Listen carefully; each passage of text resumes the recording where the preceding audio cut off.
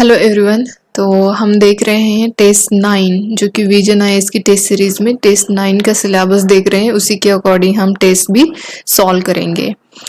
तो ये टेस्ट हम सॉल्व करेंगे 26 नवंबर 2025 पे Indian constitution and political system का जो ये टेस्ट है इसको हम सॉल्व करेंगे। मैं ये टेस्ट आपको 25 नवंबर को अपलोड कर दूंगी टेलीग्राम चैनल पे, ठीक है। तो चलो सिलेबस देखते हैं, उससे पहले हम सोर्स देखते हैं। इससे पहले भी हमने पॉलिटी का टेस्ट सॉल्व किया है, लेकिन इसमें थोड़ा सा ब्रीफ है ये, तो दोनों मिक्स करके यहाँ पे हमें टेस्ट सॉल्व करना है। तो यहाँ पे देखो सोर्सेस आपको तो एक तो द इंडियन एक्सप्रेस और द हिंदू दोनों में से एक न्यूज़पेपर फॉलो कर सकते हो, योजना कुरुक्षेत्र, ये दोनों फॉलो करो या ना करो, बट पीआईबी के आर्टिकल जो होते हैं वो बहुत इंपॉर्टेंट होते हैं, वहां से क्वेश्चंस आते हैं। अगर आप करंट अफेयर्स का रिलेटेड करंट अफेयर्स से जो यूपीएससी के प्रीलिम्स में क्वेश्चन आते हैं वो अगर देखोगे ना तो आपको रियलाइज होगा most of the questions comes from the PIB, ठीक है। तो फिर यहाँ पे टीओआई का भी आर्टिकल आता है, लाइवमेंट का आता है, मैगजीन्स आते हैं जैसे कि इकोनॉमिक्स एंड पॉलिटिकल वीकली है, फ्रंट लाइन है, इंडिया टुडे है, तो ये मैगजीन्स हैं। यहाँ पे देखो आप ये जो आर्टिकल्स अगर आप देखो तो यहाँ पे डीडी बासु का जो बुक है वो काफ़ी इंपॉर्टेंट है आर्टिकल के लिए।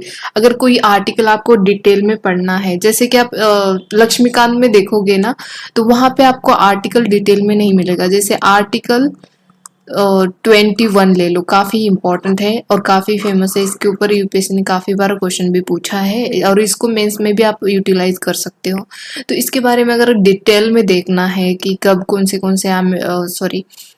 जो केसेस होते हैं तो कौन से केसेस के अंदर क्या क्या मेंशन किया है तो वो डिटेल में देखना है, तो डीडी बासु का जो एक छोटा सा पॉकेट वाइज मतलब पॉकेट के टाइप का एक बुक है उनका, तो वहां से आप डिटेल में कर सकते हो। तो ये काफी हेल्पफुल रहेगा। मुझे लगता है कि आपको मेन जो आर्टिकल्स होते हैं इंपॉर्टेंट उसको एक बार गो थ्रू कर लेना चाहिए उस बुक से।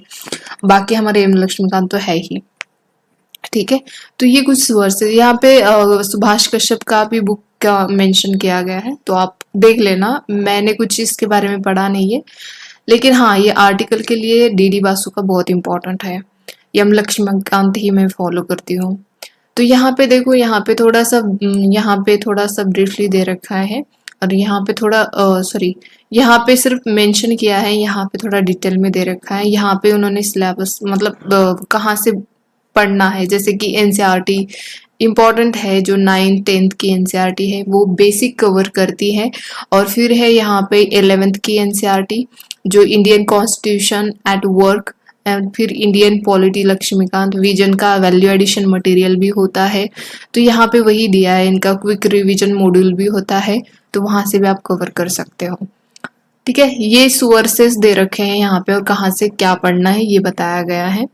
तो मैं आपको यही बोलूंगी कि आपकी अगर पॉलिटी वीक है ना तो थोड़ा एनसीईआरटी को अच्छे से पढ़ लेना, बेसिक आपका कवर कर लो, बेसिक से काफी क्वेश्चंस क्लियर हो जाते हैं, ठीक है। इवन आपको आता भी नहीं होगा तब भी आप बेसिस के बलबूते पे आप क्वेश्चन सॉल्व कर सकते हो। तो बेसिक अच्छा करे और जितना हो सके उतना आपका जो नॉलेज है उसको चेक करो। चेक कैसे करना है, चेक पीवाईक्यू थ्रू कर सकते हो, आप टेस्ट के माध्यम से कर सकते हो, बहुत इंपॉर्टेंट है। आपको चेक करना जरूरी है, क्योंकि देखो एक्चुअल एग्जाम में हम जाते हैं तो वहाँ पे आपको टाइम मैनेजमेंट का इश्यू आने लगता है, प्रैक्टिस की वजह से वहाँ पे आपको दिक्कत आती है, फिर कंफ्यूजन होने लगता है। 2 ऑप्शन में आप 4 ऑप्शंस होते हैं, उसमें से 2 तो एलिमिनेट कर पाते हो, 2 को नहीं कर पाते हो, तो इससे आपका आंसर गड़बड़ हो जाता है। तो ये कंफ्यूजन और ये सब क्यों होता है, तो रिवीजन है इसके लिए, आपकी बेसिक कंसेप्ट क्लैरिटी होनी चाहिए ताकि आपको कंफ्यूजन ना हो, ठीक है।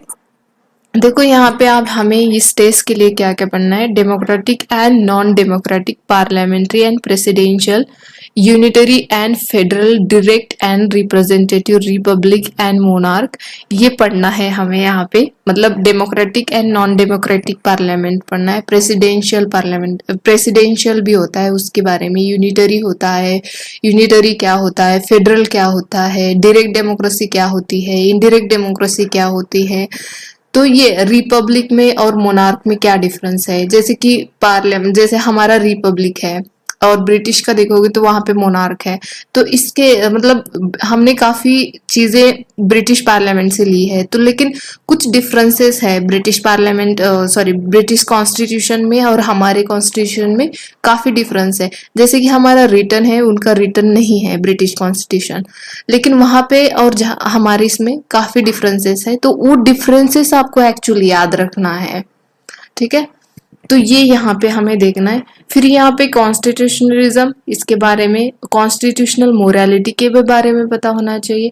फिर यहाँ पे अंडरपिनिंग, जैसे कि कैसे कॉन्स्टिट्यूशन इवॉल्व हुआ, ब्रिटिशर के जो एक्ट है उनके देखो कौन से एक्ट है। पहले तो उनके आए थे, चार्टर एक्ट आए थे, फिर काउंसिल एक्ट आने लग गई, और फिर ब्रिटिश इंडियन गवर्नमेंट के एक्ट आने लगे।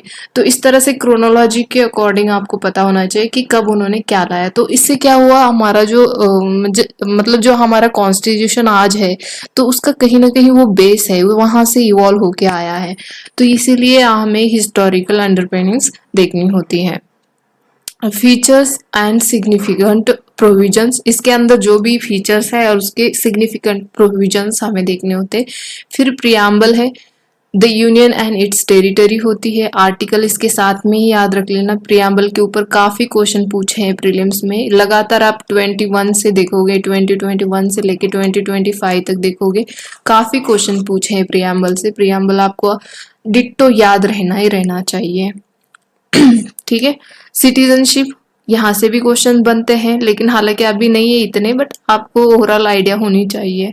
फंडामेंटल राइट्स इम्पोर्टेंट, अगेन बहुत इंपॉर्टेंट है। यहाँ पे अपना आप रट्टा ही मार लो तो चलेगा, यहाँ से क्वेश्चन बनते ही बनते हैं इस पीरियड में। मैं इस पीरियड की बात कर रही हूँ, यहाँ पे क्वेश्चन बहुत बार पूछे हैं। तो ये यहाँ के आप PYQ देखोगे ना, तो आपको रियलाइज होगा कि क्या पढ़ना है क्या नहीं पढ़ना है। सो डायरेक्ट DPSP अगेन काफी इंपॉर्टेंट, याद ही कर लो। आपको ये पूरा, अगर रात को भी सोते टाइम पे किसी ने पूछा कि आर्टिकल 37 क्या है, 38 क्या है, तो आपको अच्छे से याद आना चाहिए।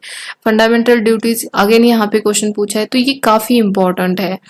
फिर यहाँ पे अमेंडमेंट्स ऑफ कॉन्स्टिट्यूशन, यहाँ पे जैसे कि अभी ये जुडिशियरी जो है, सुप्रीम कोर्ट के यहाँ पे वर्डिक्स होते हैं, तो वो भी हमें याद रहना चाहिए। फिर हमारा सुप्रीम कोर्ट, हाई कोर्ट, ये तो इम्पोर्टेंट है। Subordinate courts and district courts, ग्राम न्यायालय, ADRs और नालसा, ये इम्पोर्टेंट है, क्वेश्चन पूछे हैं। तो यहाँ पे ये काफी, नालसा, ये ग्राम न्यायालय जो है, तो ये काफी इम्पोर्टेंट है। तो यहाँ से क्वेश्चंस पूछे गए हैं। और साथ में आपको करंट अफेयर्स यहाँ पे कब के कवर करने, जनवरी प्लस फेब 2025 के जो करंट अफेयर्स है वो कवर करने हैं इस टेस्ट के लिए। बस इतना ही है, और ज्यादा यहाँ पे पार्लियामेंट नहीं दिया है सिलेबस में, ज्यादा मतलब डिटेल में पार्लियामेंट नहीं पढ़ने की। जस्ट यहाँ पे बोला गया है कि ये देखो, यहाँ पे democratic and non democratic parliament and presidential जो होता है उसके बारे में पढ़ना है। डिटेल पार्लियामेंट, स्टेट लेजिस्लेचर, वो अगेन नेक्स्ट हमारे टेस्ट में होगा। इस टेस्ट के लिए इतना ही सिलेबस है, आपको बस अच्छे से करना है। अगर आपने कभी पहले टेस्ट नहीं दिए हैं तो ये देखो लास्ट चांस है, इसको यहाँ से अच्छे से शुरुआत करो। अगर यहाँ से अच्छे से शुरुआत नहीं करोगे ना, तो आप प्रीलिम्स क्लियर नहीं कर पाओगे। यकीन मानिए, प्रीलिम्स मेन से भी ज़्यादा टफ होते जा रहा है, तो आपको अभी से शुरुआत करना बनता है। मैं कहती हूँ, आप दिन में 8 घंटे अगर पढ़ते हो ना, 8 आवर्स, तो आपको 4 आवर्स अभी से प्रीलिम्स को देना शुरू कर देना चाहिए। मैं ये नहीं कह रही कि बिल्कुल टोटल 8 आवर्स आप इसके लिए दे, प्रीलिम्स के लिए नहीं, बट अगर 8 आवर्स पढ़ रहे हो तो 4 आवर्स आपको इसको देने हैं प्रीलिम्स के लिए। बिल्कुल मतलब अंडर एस्टिमेट ना करे प्रीलिम्स को। प्रीलिम्स नहीं निकलता है तो मेंस का पढ़ के भी कोई फायदा नहीं होता है। ठीक है, तो प्लीज आप सीरियस होके टेस्ट सॉल्व करें। तो आज के लिए इतना ही, धन्यवाद।